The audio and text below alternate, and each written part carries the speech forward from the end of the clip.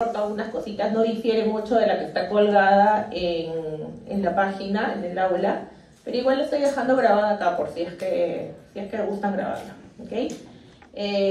Mi nombre es Pamela Bautista Sosa, soy médico patólogo clínico del Hospital Nacional 2 de Mayo, encargada del área pre- y posanalítica del laboratorio, ¿no? Soy el pregrado de acá de la facultad, así que más o menos ya conozco cómo es todo el movimiento acá. No, hoy día vamos a hablar un poquito de una introducción general de infección del tracto urinario y cada uno de estos cultivos que ya hemos mencionado. ¿No? Como introducción podemos decir que la infección del tracto urinario es una de las infecciones más frecuentes, la cual va a variar con el sexo y con la edad, ¿no? Es más frecuente en mujeres a partir de los 3 meses hasta los 50, 60 años, ¿no? A partir de la tercera edad la incidencia aumenta y casi es igual en hombres o mujeres, inclusive puede ser mayor en hombres y también se asocia justamente a patología prostática. La cistitis aguda no complicada en una mujer joven es la infección más prevalente que tenemos, ¿no? Tiene un pico de incidencia justamente en los años de máxima actividad sexual, ¿no? Como todo es básico, la clínica acá, ¿no? Va a presentar una clínica de disuria, poliaquiuria, urgencia urinaria, dolor suprapúbico o en flanco, sensibilidad en el ángulo costovertebral y fiebre. ¿Qué? La etiología de estas infecciones va a depender de distintos factores, ¿no? De la edad, del sexo, si son pacientes que tienen alguna enfermedad de base, algún trastorno funcional o anatómico del paciente, ¿no? El origen de estas infecciones, si es comunitario o si es nosocomial, antecedentes de hospitalización o tratamientos antibióticos previos. La mayoría, el agente etiológico principal, ¿no? Es la E. coli en el 80, alrededor del 80%, del 70-95% de los casos, pero no es el único, ¿no? También tenemos otros agentes que puede ser el Staphylococcus saprophyticus, sobre todo en mujeres jóvenes, entre 15 y 25 años, un agente también que se puede presentar, o el Proteus mirabilis, bien, o Klebsiella pneumoniae, ¿no? Esos son los más frecuentes, pero de lejos, ¿no? Se pregunta en examen, obviamente, el principal agente, el principal microorganismo de infecciones del tracto urinario, el Escherichia coli, ¿no? Eso es en cuanto sabemos que es un gran negativo. Si hablamos de bacterias gram positivas, también podemos tener agentes, pero es mucho menos frecuente, ¿no? Y hablando, por ejemplo, de la etiología, dando un ejemplo de algunos agentes, por ejemplo, el Streptococcus agalactiae se puede presentar más en recién nacidos, en ancianos y en pacientes con diabetes, ¿no? Por otro lado, por poner un ejemplo, el Enterococcus también, ¿no? Se puede presentar en ancianos, en pacientes que tienen sonda o en pacientes que ya han recibido tratamiento con cefalosporinas, ¿no? Generalmente en las infecciones del tracto urinario tenemos a un solo microorganismo que la va a ocasionar, pero en pacientes que tienen sonda, que ya son sondados, que tienen un sondaje permanente, pueden haber múltiples o más de un microorganismo. ¿Okay? Estas ITU las podemos clasificar de diversas maneras. Las podemos clasificar según su localización. Si es una ITU alta, responde a una pielonefritis. Si es una ITU baja, a una cistitis, uretritis, prostatitis, ¿no? Según su complejidad, que nos va a ayudar para el diagnóstico y también para el tratamiento, porque no vamos a tratar igual a una ITU complicada, a una ITU no complicada. También nos sirve clasificarlas de esta forma, ¿no? En todo caso, la ITU no complicada va a ser una cistitis o una pielonefritis en individuos sanos, ¿no? Y las ITUs complicadas, ¿no? Una cistitis o pielonefritis que se pueda presentar, pero que el paciente tenga otras condiciones que aumente el riesgo al fracaso al tratamiento, ¿no? Entonces, ¿qué condiciones puede ser? Que tenga, por ejemplo, que sea portador de una sonda permanente, que sea diabético, que sea inmunosuprimido, que tenga alteraciones anatómicas, funcionales, etc., ¿no? Entonces eso lo va a predisponer a que pueda fracasar el tratamiento. Entonces ya lo vamos tratando como una ITU complicada. ¿Ok? Y otra forma también de clasificarlas es según su recurrencia, ¿no? Decimos que una ITU es recurrente cuando se presenta 3 o más episodios en un año o 2 episodios en 6 meses, ¿ok? Las formas que esta ITU puede recurrir son una reinfección o una recidiva, ¿no? Y para diferenciar bien estos términos, una reinfección son nuevas infecciones que pueden ser causadas o por el mismo o por diferentes microorganismos. O sea, son nuevas infecciones separadas ya o sea, separados, episodios separados, ¿no? Y esta es la forma más frecuente, ¿no?, de recurrencia, la reinfección. Generalmente el 80% de los casos de recurrencia son por reinfección, ¿ok? Pero pues, también podemos tener unas recidivas que se presentan en las primeras 2 o 3 semanas, ¿no?, después de una aparente curación. Entonces está curando y ahí otra vez, ¿no?, tenemos otra ITU producida por el mismo microorganismo, ¿no? Pasaron unas cuantas semanas y por el mismo, entonces una recidiva de la misma infección.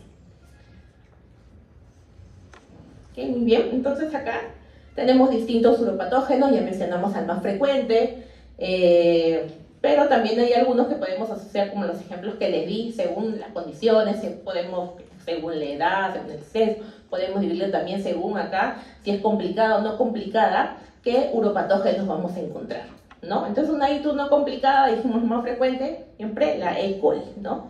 Estafilococo que mencionamos, Klebsiella, Proteus es lo más frecuente en las ITUs no complicadas.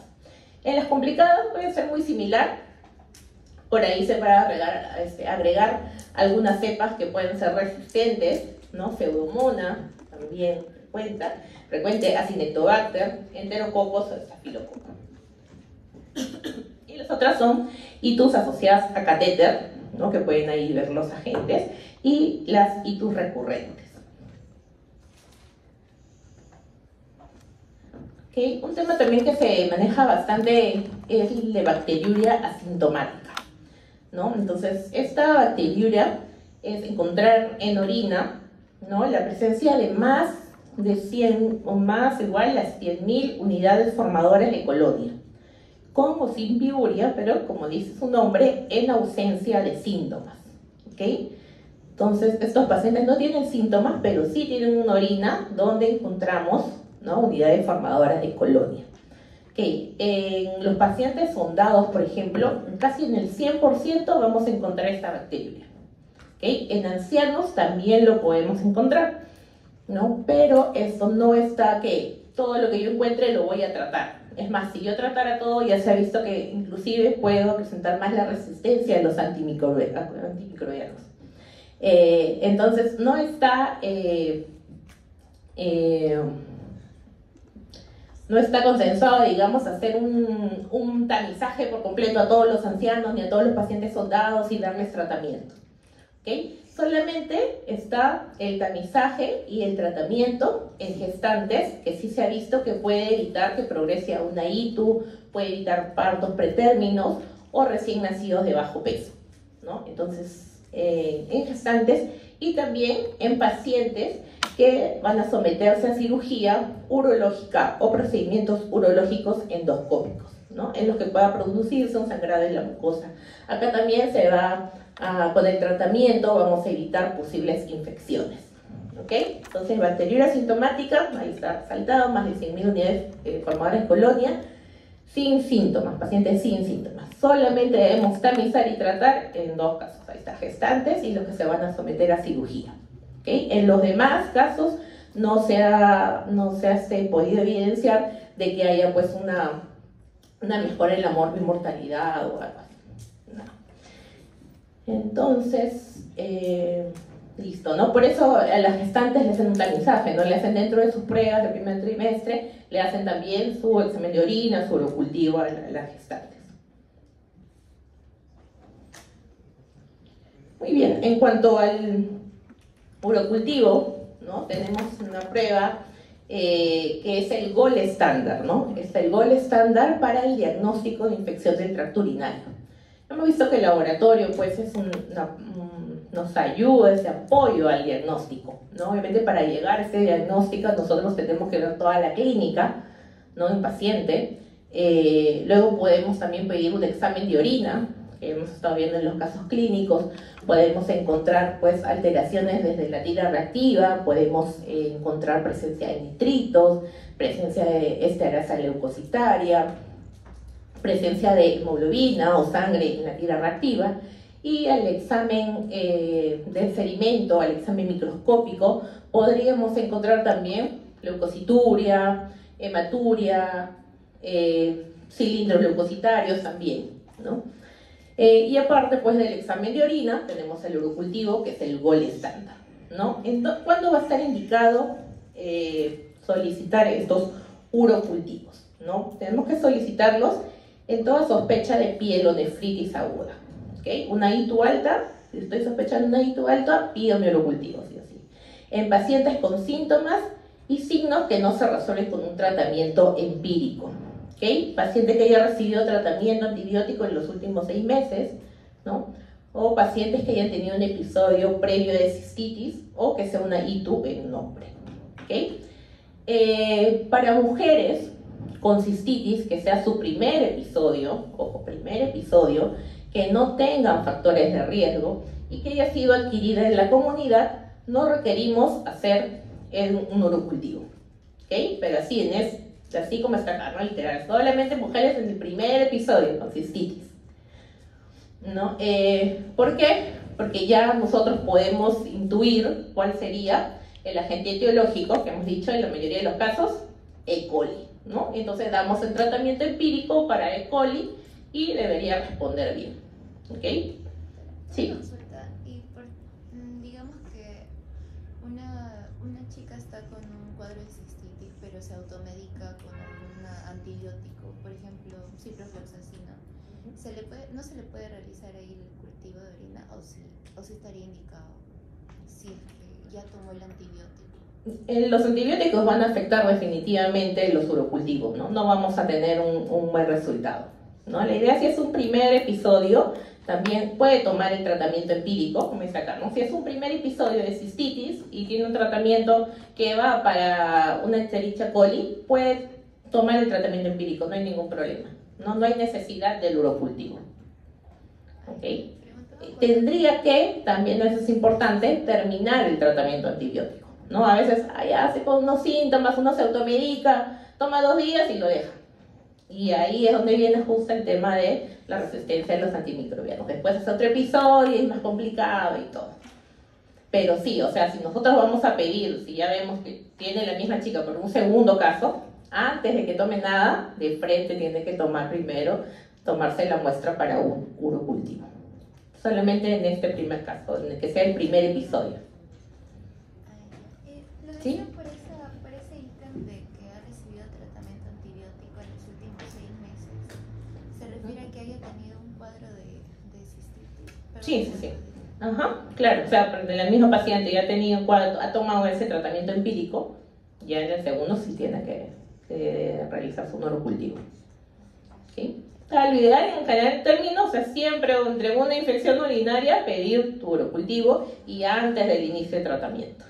¿Okay? Esa sería la excepción, mujer joven, que es cistitis, ojo, porque pielonefritis ya dijimos de frente, sí, urocultivo, cistitis, mujer joven, primer episodio, o sea, así puntual, puede tomar su tratamiento empírico, ¿no? Pensamos en E. coli y va bien con su tratamiento empírico y debe mejorar.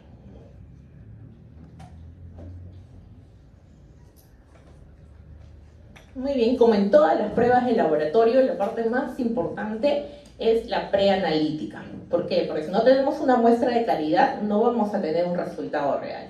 Y más que todo en estas pruebas de microbiología, donde podemos tener muestras contaminadas que nos pueden alterar los resultados, ¿okay? Entonces, muy importante la parte preanalítica, ¿no? Y la recolección de muestra para el urocultivo. Tenemos distintas formas de recolectar muestras de orina, ¿no? Pero la más frecuentemente obtenida para este diagnóstico es la orina de micción media o micción espontánea, ¿ok? O conocida como chorro medio también, ¿no? ¿Qué otras formas podemos recolectar? Punción suprapúbica, ¿no? Una aguja ahí en la vejiga, que es para casos excepcionales. Por ejemplo, para niños, bebitos lactantes, ¿no? Usamos las bolsas colectoras, ¿no? En pacientes que son sondados tiene una técnica especial también para tomarle, ¿no?, ahí de la sonda, etcétera. No son casos ya especiales, pero esta es la forma más frecuente para recolectar la orina, ¿no?, y que tiene que tener pues las indicaciones claras, ¿no? Idealmente, la muestra que debemos obtener es la muestra de la primera orina de la mañana. ¿Por qué? Porque va a estar más concentrada y vamos a tener justamente más concentración de bacterias, ¿no?, de microorganismos. ¿Okay? Generalmente también usamos un contenedor sin conservante, ¿okay?, si el transporte se demora menos de 2 horas, ¿no? Las muestras de orina también se pueden mantener refrigeradas menos de 24 horas, ¿no? Eso sería un máximo de 24 horas antes de su procesamiento. Entonces, tener mucho cuidado. A veces, por ejemplo, los pacientes van al laboratorio y les dijeron, ya, la primera orina de la mañana, se levanta, orina, mientras va al laboratorio se pasó casi 1 hora, mientras lo atienden se pasó otra hora más, mientras llega y deja su muestra ya se pasaron como 3 horas. Esa muestra de orina ya no nos sirve, ¿ok? Idealmente, les pongo acá, la muestra óptima sería la primera orina de la mañana, ¿no?, por las condiciones que tiene. Pero si no se puede ser otra orina, o sea, pero tiene que ser fresca, no puedes pasar las 2 horas, ¿ok? Porque ya después de las 2 horas, los microorganismos, como ven ahí, comienzan a multiplicarse y vamos a tener unos resultados completamente alterados, ¿ok? Lo más pronto ser trasladado. Entonces, en la mayoría de laboratorios, pues prefiere que llegue el paciente, ahí darle el frasco de orina, orine siguiendo las indicaciones, ¿no?, y ahí mismo le entregue, ¿no?, para que pueda ser procesado dentro de las 2 horas. ¿Ok? Eso también es importante, pregunta de examen, el tiempo que tiene que llegar, porque si no cumplimos con ese tiempo, ya el resultado está completamente alterado. ¿Ok? Entonces la recolección de orina de chorro medio es sumamente sencilla, pero hay que tener cuidado, ¿no? Evitar la contaminación justamente con los genitales externos, ¿no? Se debe utilizar un frasco estéril, boca ancha, de plástico, que esté bien rotulado, ¿no? Nombre, apellido, DNI, tener una asepsia, lavarse las manos con agua y jabón, ¿no? Secarse, limpiar la zona genital y en el caso de las mujeres separar bien con los dedos los labios mayores y se elimina el primer chorro, ¿no? Eliminamos el primer chorro en el inodoro, ¿no? Y luego el chorro medio, lo vamos a recolectar dentro del frasco, ¿no? Y ya luego termina de orinar, ¿no?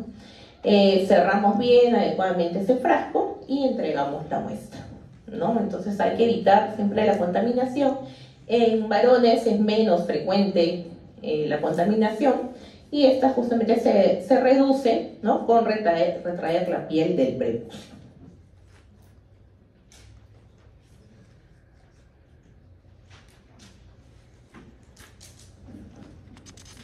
Entonces, luego que ya tenemos la muestra en el laboratorio, llega y vamos a hacer un examen microscópico.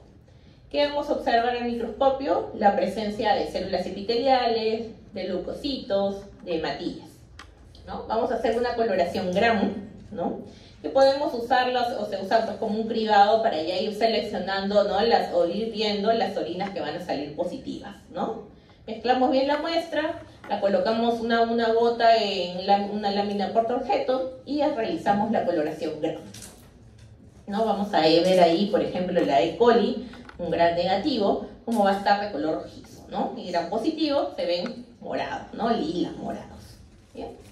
Entonces debemos observar por lo menos 20 campos y en promedio se dice pues que si observamos con un objetivo de inmersión, ¿no?, si observamos una bacteria por campo, ¿no?, vamos a presumir un recuento de colonias aproximadamente de 10 a la 5. Muy bien, entonces ya hicimos la parte microscópica, hicimos la tinción Gram, ¿no?, que podría ser negativa o podemos describir si vemos así los pocos Gram positivos, Gram negativos, ¿no? Y luego vamos a realizar la siembra, ¿no? Vamos a sembrar las orinas con estas asas calibradas, cogemos un poco de la orina y vamos a sembrar en diferentes medios de cultivo. Podemos sembrarla en estos agares, ¿no? Puede ser solamente en un clet, que es un agar cromogénico, ¿okay? Un agar cromogénico para identificar justamente uropatógenos, que es este de acá. ¿Okay? Este agar cromogénico nos ayuda a diferenciar. ¿Por qué? Porque ahí vamos a tener, por ejemplo, unas colonias medias rojizas que van a corresponder a E. coli, unas colonias azul metálico para Klebsiella, para Proteus, así dependiendo de cada colorcito, ¿no? Nos vamos a poder dando una idea orientando hacia un posible uropatógeno. ¿Okay? También lo podemos sembrar, aparte de este agar cromogénico, este agar clet, en un agar sangre, un agar McConkey, o solamente en el clet o juntos, ¿no? Ya depende del procedimiento y del protocolo de cada laboratorio cómo se va a sembrar. Por eso es que hay diferentes opciones. ¿Okay? Sembramos estas en las placas, en estos medios, ¿no? Y luego lo vamos a llevar a incubar, ¿no? A 35 a 37 grados en aerobiosis durante 24 a 48 horas. ¿Okay? Y llevamos acá las placas a la estufa a que se incuben. Muy bien, luego de eso, las 48 horas, vamos a hacer la lectura de esas placas, ¿no? Acá he resumido este cuadrito del que está en el aula, ¿no? Para que quede bien claro, ¿no? O sea, un urocultivo positivo va a ser cuando tenemos recuentos mayores o iguales de 10 a la 5 unidades formadoras de colonia. O sea, 100.000 unidades formadoras de colonia. ¿Ok? En casos especiales, por ejemplo, si es por una punción suprapúbica, ¿no? Ahí sí, cualquier recuento de colonia, así sean 10 colonias, 100 colonias, lo que haya, ya se considera un urocultivo positivo. ¿Okay? Por ahí en otros cuadros, en este cuadrito también dicen, ¿no? En caso de una mujer, podemos tomar en cuenta o ir valorando, ¿no? Estos resultados significativos a partir de 10 a la 2, o sea, 100 unidades formadoras de colonia, y en el caso del hombre, ¿no? A partir de 1000 unidades formadoras de colonia. ¿Okay? Estos son casos especiales para ir valorando en pacientes que tienen toda la clínica, ¿no? Y cumplen con estos valores de recuentos de colonia. ¿Okay? Pero lo general para todos siempre, un urocultivo positivo va a ser un recuentos mayores iguales de 10 a la 5. ¿Okay? ¿Y cómo vamos a nosotros a emitir nuestro resultado? Si encontramos un germen, obviamente vamos a identificar qué microorganismo es, ¿no? Vamos a informar el número de colonias y el antibiograma. Eso es lo importante del urocultivo, ¿no? Saber el agente y saber a qué fármacos, a qué antibióticos va a ser sensible o va a ser resistente.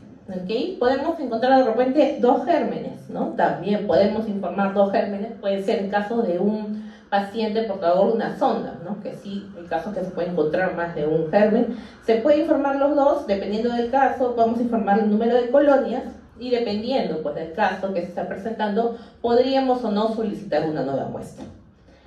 Si ya encontramos más de 3 gérmenes, ¿no? Lo más probable es que sea una contaminación. Ahí sí. Y pedimos una nueva muestra, ¿no? Y en caso de levadura, sí informamos cualquier recuento. ¿Okay? Entonces, esa sería la lectura e interpretación. Sembramos, si no encontramos nada a las 48 horas, obviamente reportamos recién ahí ese urocultivo como negativo. ¿Okay? Si encontramos positivo, tenemos que ver microorganismo y antibiograma. Muy bien, acá lo mismo, ya dijimos, el gol estándar, el urocultivo, ¿no? Obligatorio en todas las situ complicadas, ya vimos el chorro medio, 10 a la 5, ¿no? Y podemos tener casos de falsos negativos también, ¿no? ¿Cuándo pueden haber falsos negativos? Justamente cuando hay uso de antibióticos, ¿no? Estamos conversando, o cuando la infección es muy temprana, o en ciertos microorganismos que son muy inusuales, ¿no? Que sería algo más. ¿no? Y también podemos tener falsos positivos, obviamente, cuando hay una mala toma de muestra y esta está contaminada. Y bien, esta es la forma, más o menos. Acá hay dos resultados de urocultivo, como es reportado en el laboratorio del Hospital 2 de Mayo, más que todo para que vean el formato, ¿no? Y más o menos vean que es todo lo que les he detallado. Uno, en el examen que dijimos primero, la parte microscópica, ¿no? El examen microscópico, dijimos, células epiteliales, leucocitos, hematíes, ahí está su resultado. El GRAM que hacíamos, en este caso, en el GRAM, lo han reportado como bacilos GRAM negativos, que es lo que han observado. El recuento de colonias, más de 100.000 unidades formadas de colonia por mililitro, ¿no? Y el microorganismo identificado, en este caso, es una Escherichia coli, ¿ok? Y todo tiene que salir con su antibiograma, ¿no? Si estamos recibiendo, por decir, luego de esto, hasta que salga el resultado, luego de 48 horas, algún tratamiento empírico, ¿no? Podríamos ver si realmente es sensible al tratamiento que tenemos y podemos seguir con el mismo tratamiento, o si no, podemos cambiar de antibiótico también, ¿ok? En el segundo caso, el de la derecha, es igual. Tenemos un urocultivo positivo, un recuento de más de 10 a la 5, ¿no? Unidades formadas de colonia, más de 100.000, ahí está, igual se ve en el GRAM, ¿no? Y el mismo microorganismo que ha sido detectado, una Escherichia coli, ¿no? A diferencia del primero, ahí tiene un comentario que dice que tiene una cepa productora de beta-lactamasa de espectro extendido, ¿no? Que es un tipo de resistencia que tiene justamente los gram negativos, ¿ok?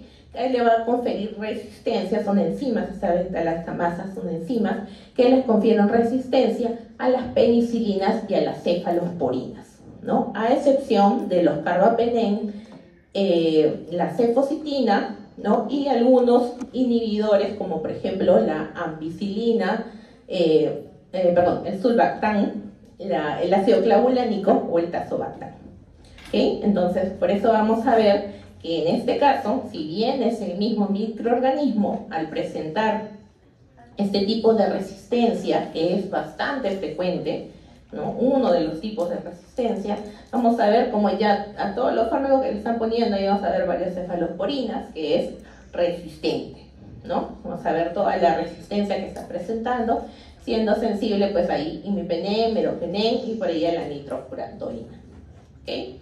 Entonces, importante, sí, hacer los urocultivos. De repente en un primer episodio, ok, va todo bien, pero si tenemos episodios repetidos, podemos seguir presentando esa misma Escherichia coli, ¿no? Pero ya una cepa resistente. Entonces, no vamos a hacer nada con un tratamiento empírico sin saber, por eso es necesario la parte de los urocultivos, ¿no? Así como el Escherichia coli, el probotio, la Klebsiella también pueden presentar estos mecanismos de resistencia antimicrobiana, ¿okay? Por eso la importancia de hacer estos urocultivos para un tratamiento adecuado. Muy bien, no sé si tienen alguna pregunta para ir terminar con la parte de urocultivos. ¿Alguna pregunta? ¿Vieron la importancia de la toma de muestras, la contaminación, el valor de las 2 horas, el reporte de resultados, 10 a las 5 unidades formadas en colonias? Ninguna. Avanzamos. Entonces, listo. Entonces, otro cultivo que realizamos bastante en el laboratorio justamente es el hemocultivo, ¿no? Entonces vamos a hacer, a partir de la sangre extraída, vamos a inocular sangre en 2 frascos, en frascos o en botellas de hemocultivo, ¿no? Para determinar si microorganismos que causan infecciones, como bacterias u hongos, están presentes también en el torrente sanguíneo. O sea, vamos a identificar si hay bacteriemias o fungemias, ¿okay? Son el estándar de oro para el diagnóstico de infecciones del torrente sanguíneo, ¿okay? Entonces, ¿cuáles son las indicaciones? Sobre todo, van a ser condiciones en las que haya una alta probabilidad de bacteriemia, ¿no? ¿Dónde va a haber, en qué condiciones va a haber una alta probabilidad de bacteriemia? Sobre todo en sepsis, ¿no? La sepsis, en las meningitis, en las osteomielitis, en las infecciones endovasculares, ¿no? Y también en otros casos como la neutropenia febril, fiebre de origen conocido, colangitis, por ahí pielonefritis, artritis séptica. Entonces, en estos casos vamos a solicitar unos hemocultivos. ¿Ok? ¿Qué gérmenes podemos encontrar? ¿Qué microorganismos? Podemos encontrar gram positivos, gram negativos, ¿ok? También levaduras. Podemos encontrar en gram positivos Clostridium, Streptococcus pneumoniae, Staphylococcus aureus, ¿no? En gram negativos Pseudomonas, ¿no? Acinetobacter, Bacteroides, E. coli, Klebsiella. Y en levaduras Cryptococcus, Candida, albicans o glabrata, ¿no? Generalmente si en el hemocultivo encontramos uno solo. ¿Okay? Entonces, otra vez hablando de la preanalítica, vamos a tener ciertos factores que van a maximizar la sensibilidad de este hemocultivo. Hay que cumplir con el protocolo establecido, sobre todo, como les dije, importante en estas muestras es la toma de muestras. ¿Cómo yo voy a obtener la muestra? En estos casos, tener un procedimiento descrito, tener un personal capacitado que pueda hacer esta toma de muestra. ¿Okay? Tener un número ya también descrito de frascos y sets, que vamos a hablar ahorita, ¿no? Optimizar el volumen de sangre, minimizar la contaminación. A veces se dice que tenemos hasta más hemocultivos contaminados que los que realmente son positivos. Entonces no nos ayuda en tener estos resultados de procesos de hemocultivos contaminados, ¿no? Y también tiene que hacer un procesamiento rápido, ¿no? Reducir este tiempo entre que se extrae la sangre y el que va a entrar al sistema automatizado. Entonces, en el hemocultivo está en negrita la variable más importante para detectar bacteriemia o fungemia va a ser el volumen de sangre que vamos a extraer. ¿Okay? ¿Qué volumen debemos extraer? Para adultos de 20 a 30 mililitros por cultivo, por venopunción. ¿Okay? Generalmente solicitamos 2 sets. Ahorita van a ver con una imagen que sea más clara. Pero por venopunción, 20 a 30 mililitros. Generalmente toman 20 mililitros, ¿ya? Porque para cada punción tenemos que llenar 2 botellas, 2 frascos de hemocultivo. Entonces esos 20 los dividen 10 mililitros para un frasco y 10 para el otro frasco. ¿Ok? En niños, obviamente, en bebitos, en infantes, no le podemos sacar el mismo volumen de sangre. Básicamente, en infantes va a depender del peso del paciente, ¿no? Ahí van a ver una tabla, ¿no? Donde dice el peso del paciente, ¿no? Estiman cuánto es el volumen de sangre total del paciente y te dice lo recomendado, ¿no? Lo recomendado que tú deberías extraer en cada venopunción, ¿no? Esa está en mililitros, por ejemplo, ¿no? En bebitos chiquititos, ¿no? 2 mililitros nada más y solamente una para un set. ¿Ok? Y así vamos. Muy bien. Acá vamos a ver más claro para que entiendan mejor lo que les comentaba, ¿no? Vamos a tener este término de set, ¿no? El set es lo que vamos a obtener por cada venopunción. Y un set se conforma por esta toma de muestra con la que vamos a llenar 2 botellas de hemocultivo. Una para anaerobios y otra para aerobios. ¿Okay? Y tenemos que tomarlo principalmente de extremidades superiores. ¿Okay? Y 2 sets. ¿Okay? Eso quiere que quede claro. O sea, 2 sets. Cada set tiene 2 botellas. ¿Okay? Y una serie de hemocultivos, ¿no? Es que está tomado en un mismo periodo de tiempo, ¿no? En un mismo momento, en el mismo cuadro, tomamos una serie, o sea, que incluye los 2 sets. ¿Okay? Entonces, sabemos, miembros superiores, un set de hemocultivos, siempre 2 frascos, aerobios o anaerobios. Si por X motivos yo no puedo tomar el volumen necesario, que es lo ideal, 20 mililitros para llenar 10 en cada brazo, en cada frasco, ¿no? Lo que voy a llenar primero siempre es el frasco de aerobios. ¿Okay? La mayoría, yo voy a poder sacar los microorganismos, la mayoría frasco de aerobios. ¿Okay? Entonces, la recolección de hemocultivos, muy importante también antes de iniciar la terapia antibiótica, ¿no?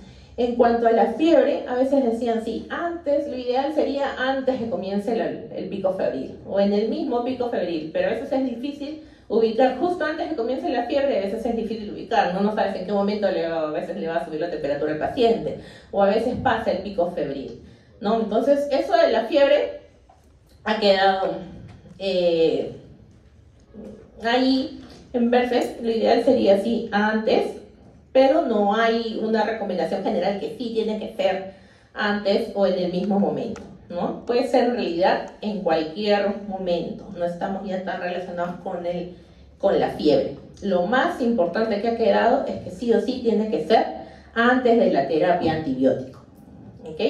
Y al menos pueden ser de 2 a 3 sets que se tomen, pero al menos deben ser 2 sets, ¿ok? Y cada uno, como hemos dicho, con una botella de aerobios y una de anaerobios. Así es como está ahorita, ¿no? Entonces, como está esta imagen, es como debemos nosotros pedir un hemocultivo. Son 2 sets que siempre se piden, 2 sets. Y ya saben ustedes que cada set es una venopunción que van a llenar 2 frascos. ¿Okay? Entonces también les pueden poner un casito, ¿no? Unos casitos en el examen, ¿no? ¿Cuántos frascos van a llenar por set? ¿Cuántos serían? Antes de la terapia antibiótica, etc. ¿No? Como ya hemos comentado entonces, 2 a 3 sets por episodio dentro de las 24 horas. ¿No? Idealmente no botellas únicas, ¿no? Sino ambas, ¿no? Aerobios y anaerobios. ¿Okay?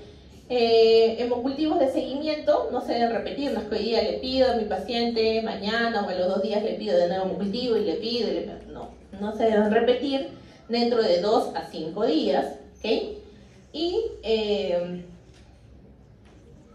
no necesitan la mayoría hacer este seguimiento, excepto por ahí algunos casos de endocarditis o bacteriemia por estafilococo aureus. Muy bien, un poco más de lo que hemos comentado, igual, ¿no? Esto es básico, las 2 botellas que ven ahí, anaerobios y aerobios, ¿no? Lo que comentamos también, si no extraemos la cantidad suficiente de sangre, llenamos primero la botella aeróbica, ¿ok? ¿Por qué? Ahí está, ¿no? Porque la mayoría justamente de las bacteriemias van a ser causadas por justamente bacterias aeróbicas. O sea, tengo más probabilidad de que voy a encontrar un microorganismo ahí, ¿no? Entonces, aeróbicas o facultativas, que también yo las puedo recuperar en esa botella, ¿ok? Levaduras patógenas también las puedo recuperar de esa misma botella, como aerobias estrictas, ¿no? Entonces tengo más probabilidad de que mi microorganismo yo lo pueda detectar en esta botella aerobia, ¿no? Casos de microorganismos anaerobios son mucho menos frecuentes, ¿no? Entonces, por eso es que preferimos. Pero lo ideal siempre, como dice acá, se deben tomar las 2 botellas. ¿Ok? Para la toma de muestra, como les dije igual, ¿no? Un personal entrenado en toma de muestra de hemocultivo justamente para evitar la contaminación. Si van a tomar otras muestras de sangre, de tubos, ustedes también ya saben que los tubos de toma de muestra tienen un orden, ¿no? Entonces, pero si tiene que tomarse otras pruebas, antes que todos los tubos, el primero que se tomaría sería el frasco del hemocultivo. O sea, primero va el hemocultivo y luego ya van todos los tubos para sangre en el orden que corresponde, ¿no? Igual hay que hacer una desinfección del área, ¿no? Se utiliza clorexidina, principalmente clorexidina en adultos y en niños mayores de 2 meses, ¿no? No se recomienda esa clorexidina para menores de 2 meses, en la cual se puede utilizar povidona yodada y alcohol. Obviamente no palpamos la vena para ya no contaminar después que ya se desinfectó.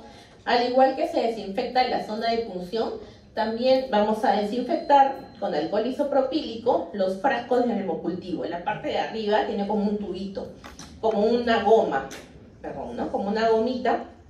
Eso también lo vamos a desinfectar, ¿no? Como vieron en la imagen, donde vamos a preferir tomar la muestra es la fosa antecubital, derecha e izquierda. O sea, siempre tomamos así los hemocultivos de ambos brazos.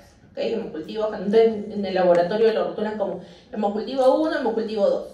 Ustedes ya saben que eso se refiere a set, ¿no? Set 1 y set 2. Cada uno con 2 frascos. En total serían 4 frascos, ¿no?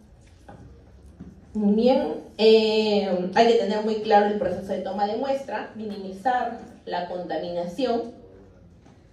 Ya según las guías internacionales, lo ideal sería lo ideal, máximo 3%, debe ser menor o igual al 3% la contaminación, ¿no? En los laboratorios a veces llegan hasta 50% de hemocultivos contaminados. Entonces, por eso es muy importante el tema de la contaminación, y el valor que ya se establece a nivel internacional es que tiene que ser menor o igual al 3%. ¿Okay? Tenemos bastantes contaminantes, pero el principal, ¿no? El 80% de los casos también son los estafilococos coagulasa negativos. ¿Cuáles eran los estafilococos coagulasa negativa? ¿Alguien se acuerda? Estafilococos. ¿Se acuerdan? Fue pregunta de examen, me acuerdo el año pasado. Estafilococo epidermidis, ¿ok? Como el principal.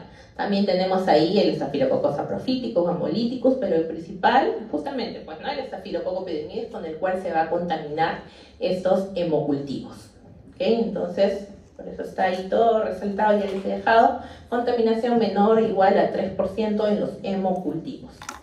¿Ok? Principal agente que contamina, las pueden poner así, como en general, como los estafilococos coagulasa negativa, y si fuera para señalar uno especial que es el más frecuente, estafilococo epidermidis.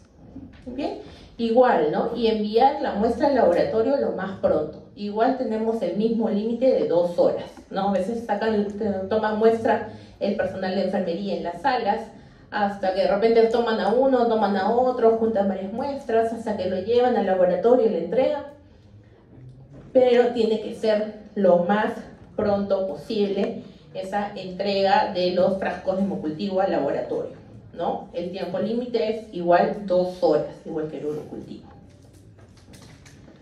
¿Sí? Entonces, ya tenemos ahí los frascos de hemocultivo, ¿no? Ahora todo ya tenemos equipos automatizados, ¿no? Como ven ahí, miren, estos grandes, este de acá, grandote, así que parece una refri. Son sistemas automatizados que van a estar monitorizando de forma continua, ¿no? Vamos acá, miren, como ven, están colocando los frascos en este equipo, ¿no? Y ahí los van monitorizando, ¿no? Hay diferentes marcas, hay diferentes metodologías, pero principalmente van a detectar esos equipos CO2, ¿no? Si hay producción, incremento de CO2, que eso está relacionado con el crecimiento bacteriano, ¿no? Y de esa forma van a poder identificar algunos frascos que estén positivos.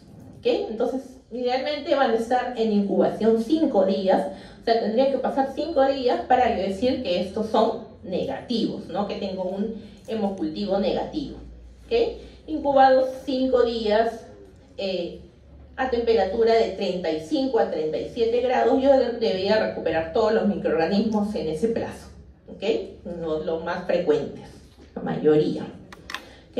Muchos de ellos, inclusive, al menos en 48 horas ya está dando positivo, ¿no? O sea, este equipo te va a dar la alarma, ¿no? Apenas esté positivo, ya te da la alarma. Por eso, varios, ahí les pongo otro dato, 85 a 90% de los hemocultivos ya son positivos en menos de 48 horas, este equipo ya te está lanzando. Apenas sale positivo, te da una alarma para que puedas identificar el frasco que te ha dado positivo y luego pues seguir con la identificación y con el antibiograma.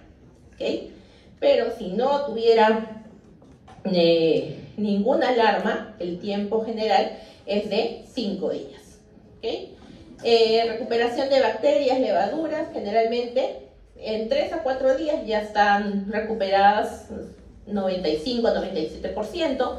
Algunas otras como Bartonella, Legionella, hongos pueden demorar unos días más, hongos dimórficos de 2 a 4 semanas. ¿Okay? Listo, entonces cuando tenemos un hemocultivo positivo, que esos equipos nos van a avisar, vamos a hacer un examen directo, vamos a hacer una tinción GRAN y vamos a subcultivarlos en diferentes medios, ¿no? Lo que queremos es igual, vamos a tener un resultado donde podamos identificar a los microorganismos y también hagamos las pruebas de susceptibilidad a los antibióticos.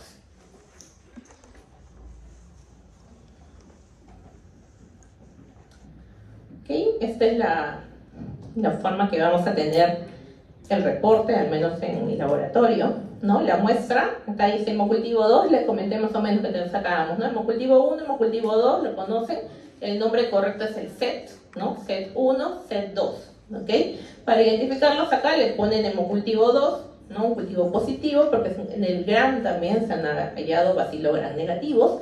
Miren, te da cuando dio positivo, ¿no? Porque digo, el equipo apenas sale positivo, ya te lo marca y te avisa. Entonces ese hemocultivo dio positivo un día, luego de un día y 17 horas.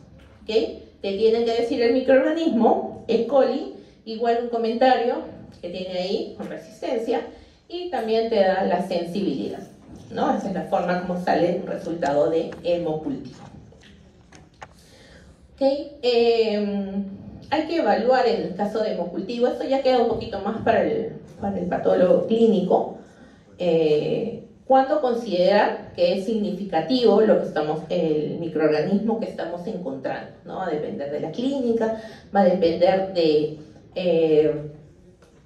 si estos microorganismos van a formar parte de la flora normal del paciente, ¿no? Entonces vamos a evaluar, pero hay algunos microorganismos que siempre van a ser considerados clínicamente significativos, ¿no? Como están ahí, Staphylococcus aureus, el Streptococcus pneumoniae, estreptococos del grupo A, enterobacterias, obviamente todas las enterobacterias, hemófilos, pseudomonas, bacteroides fragiles o especies de cándida, ¿no? Y en otros casos ya el médico patólogo, en conjunto con el médico a veces asistente o viendo, revisando ya la historia clínica, ¿no? Puede darle valor a algunos otros microorganismos para definir si es de verdad en ese caso un microorganismo significativo o es contaminación, ¿no? Entonces ya ahí vamos a ver también, como dije, la correlación clínica, ¿no? Tenemos todos estos microorganismos. Pero a ustedes que les va a llegar el resultado, ya les va a llegar el resultado así, ¿no?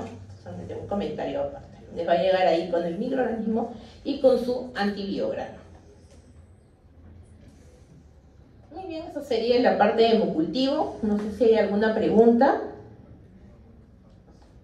Quedó clara la toma de muestra, los 2 sets que tomamos, cada set con sus 2 frascos, anaerobios, aerobios, el tiempo de 2 horas. ¿Qué más dijimos?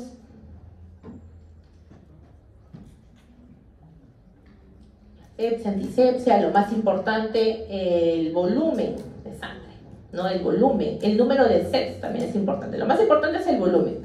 Yo no puedo tomar una muestra 5 mililitros a un paciente adulto. ¿Qué voy a recuperar? Tengo menos probabilidad de recuperar microorganismos. O sea, lo más importante es el volumen. Después es los sets. Cuanto más sets tenga, si yo solamente tomo uno a un lado, que no se recomienda, no se toma, pero por decir uno, yo tengo probabilidad de recuperar microorganismos 50-60%. Es bajo, ¿no? Si tomo los 2 sets, ya estamos hablando de 80, un 90% de que yo pueda recuperar microorganismos. Si tuviera que tomar hasta 3 sets, sería entre ya 99% para recuperar. Por eso es que se establece que siempre tienen que ser 2 sets, ¿ok? Para poder yo recuperar los microorganismos. Muy bien, no hay ninguna pregunta. Esta es la parte ya central, más que todo el urocultivo y el merocultivo. El uro y el hemo. El mielo y el copro, sobre todo el mielo, no es tan frecuente, obviamente, por lo que implica, ¿no? Un cultivo de médula ósea, vamos a ver microorganismos, pero para esto, obviamente, tenemos que hacer una espiral de médula ósea, ¿no? Entonces, por lo mismo, no es muy frecuente. Se va a hacer esta espiral de médula ósea y se va a inocular alrededor de 1.5 mililitros en un frasco de hemocultivo. ¿Okay? Se inocula ahí igual en un frasco de hemocultivo y lo vamos a tener ahí alrededor de 14 días. Igual se hace la identificación del microorganismo y el antibiograma.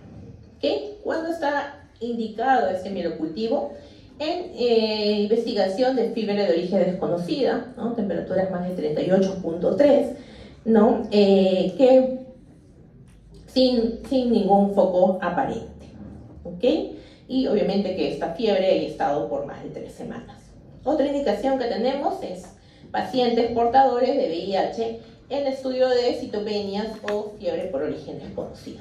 Entonces se ha hablado mucho en que si es superior el mielocultivo o el hemocultivo, ¿no? Y se ha visto solo el que es superior el mielocultivo en la detección de salmonella, tipi y brucela, ¿no? Lo único, ¿no? Después, por ejemplo, para detección en general de bacterias, obviamente tiene baja rentabilidad, ¿no? O sea, preferimos siempre el hemocultivo. ¿Okay? En otros casos, como que puede ser también útil, es asociado junto a otros cultivos en pacientes portadores de VIH y también en pacientes, como dijimos, con VIH con fiebre de origen desconocido. ¿Okay? Entonces, solamente para esos casos se entiende por qué no se usa tanto, la muestra no es factible. Muy bien, y el coprocultivo, ¿no? Cultivo de heces. Vamos a identificar microorganismos causantes de enfermedades gastrointestinales. Por ejemplo, podemos identificar E. coli, Shigella, Salmonella, Vibrio cholerae, Campylobacter jejuni o Yersinia enterolítica. Bien, indicaciones obviamente de infecciones del tracto gastrointestinal. En cuanto a la recolección de la muestra, bien importante, si es una muestra líquida, vamos a recolectar aproximadamente 5 mililitros. Si es una muestra sólida, ¿no? 1 gramo o lo equivalente al tamaño de una nuez. Igual debe ser recolectada en un frasco estéril, de boca ancha, tapa hermética, ¿no? No debe ser mezclado esta muestra con orina, ni recogerse obviamente la muestra del sanitario, ¿no? Debe ir directamente depositada en estos frascos estériles. Igual, el traslado, igual se pierde 2 horas, ¿ok? Todo lo que hemos visto de estos cultivos, la respuesta, si les preguntan, es siempre 2 horas, ¿ok? Lo más pronto en general sería, sobre todo más crítico con el hemocultivo, ¿no? Con el urocultivo, lo más pronto posible, para plazo máximo 2 horas, siempre menor a 2 horas, ¿ok? Si no, ya podemos usar otros transportes, etcétera.